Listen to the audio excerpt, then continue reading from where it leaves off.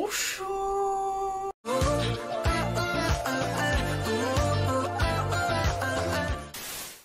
Aujourd'hui, je suis ravie de vous retrouver pour vous parler d'un drama qui a été un immense, mais alors un immense coup de cœur. Et pourtant, de prime abord, franchement, les affiches, etc., c'était pas hyper vendeur. C'est pas forcément un drama où, en voyant comme ça le plot twist, je me serais dit waouh, ça va être un gros coup de cœur. Et bah si, les gars. Franchement, j'ai même tellement aimé le drama que j'avais pris l'habitude de regarder un épisode tous les soirs en fait pour vraiment me faire ce petit moment cocooning avant d'aller me coucher. Vraiment un drama tellement feel good. C'est clairement devenu une de mes boys love favorites de tous les temps et sans aucune hésitation.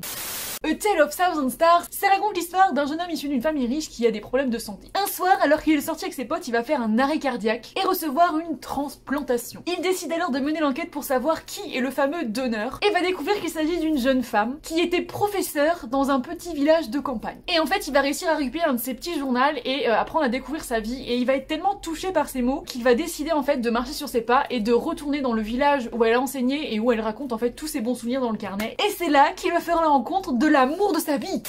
Pour moi, A Tale of Thousand Stars, c'est pas juste une belle romance, c'est beaucoup plus que ça. En effet, à travers notre héros, un personnage qui vit dans le luxe, on va découvrir ce que c'est que de vivre un peu dans la précarité d'un petit village de campagne. Et c'est auprès de ces timides paysans, de ces petites maisons en bois, sans électricité ni eau courante, qu'il va découvrir la vraie valeur de la vie, la vraie valeur du partage et de l'amour des autres. Et franchement, je sais que c'est très naïf, mais j'ai trouvé ça tellement beau et je me suis tellement retrouvée en fait dans cette histoire. J'ai adoré l'évolution du héros, j'ai adoré le voir troquer ses vêtements de luxe contre des fringues qu'il n'aurait jamais portées avant. J'ai adoré le voir se rapprocher de l'essentiel pour oublier un peu tout le superflu et le voir davantage s'amuser avec des petits bouts de papier qu'avec des voitures électriques à des milliers d'euros. Franchement, je trouve que ça délivre un super beau message dans une société comme la nôtre de surconsommation où on se rend plus compte en fait du confort qu'on a et où on n'est jamais satisfait de ce qu'on a. Vraiment, j'ai adoré. C'est tellement un mode de pensée vers lequel j'essaye d'aller vers le moins pour du plus en fait.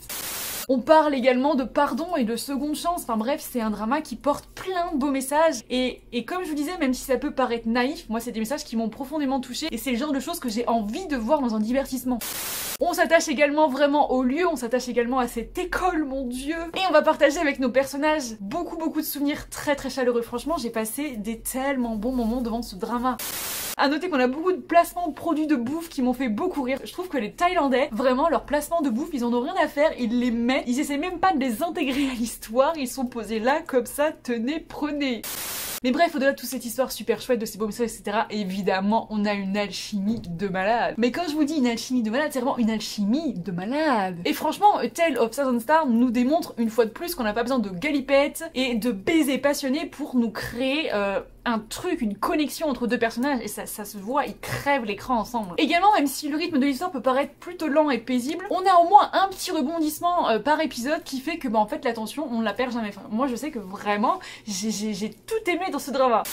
Bref, pour parler brièvement des personnages, j'ai adoré notre héros dont j'ai aimé la sincérité. C'est quelqu'un qui démarre pas très bien dans la vie, qui fait vraiment connerie sur connerie et qui se cherche clairement. Et j'ai tellement aimé son évolution au fil des épisodes, on le voit vraiment prendre conscience de plein de choses. Et j'ai adoré le voir plein de bonnes attentions, même s'il fait pas toujours les choses correctement, au moins il essaye, il y met tout son cœur et ça, c'est vraiment une qualité que j'apprécie. Il agit souvent de manière impulsive, mais il finit toujours par s'excuser quand il a un tort, il finit toujours par reconnaître que ses manières de faire sont pas toujours les bonnes et il va apprendre énormément tout au long du drama et c'est en ça que ce personnage est chouette parce que bah il est humain, il fait des conneries clairement mais il les rattrape de son mieux. Notre capitaine, c'est clairement le personnage le plus stéréotypé du drama, j'ai envie de dire.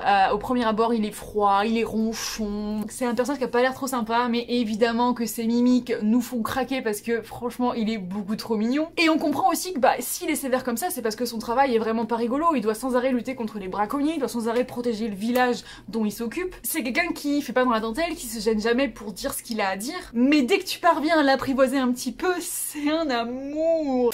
Donc voilà, vous avez vraiment plein de personnages hyper attachants, mais vraiment les deux principaux, franchement je suis vraiment trop fan. Et vous allez voir, vous avez attaché à tout le monde, aux villageois, aux enfants. C'est vraiment des personnages qui sont hyper attachants et des profils tous très intéressants. Au final, t'as tous envie de les découvrir, t'as tous envie d'apprendre à les connaître. Et franchement, il y a des épisodes qui m'ont clairement bouleversée, notamment vers la fin où j'ai pleuré, oui. Même si c'est un drama hyper feel good, il y a quand même des passages qui sont vraiment très poignants et les acteurs jouent vraiment bien. Alors oui, il y a des scènes qui sont un peu surjouées, mais ça m'a franchement pas déranger. C'est juste que peut-être que si vous êtes débutant, ça va un peu vous perturber au début parce que quand on regarde que les dramas coréens et qu'on passe directement à un drama thaï, il y a un fossé on va dire. Mais là franchement la qualité de la réalisation, la qualité des décors, tout était vraiment magnifique. Vraiment, c'est un énorme coup de cœur et je vous le conseille de tout mon cœur.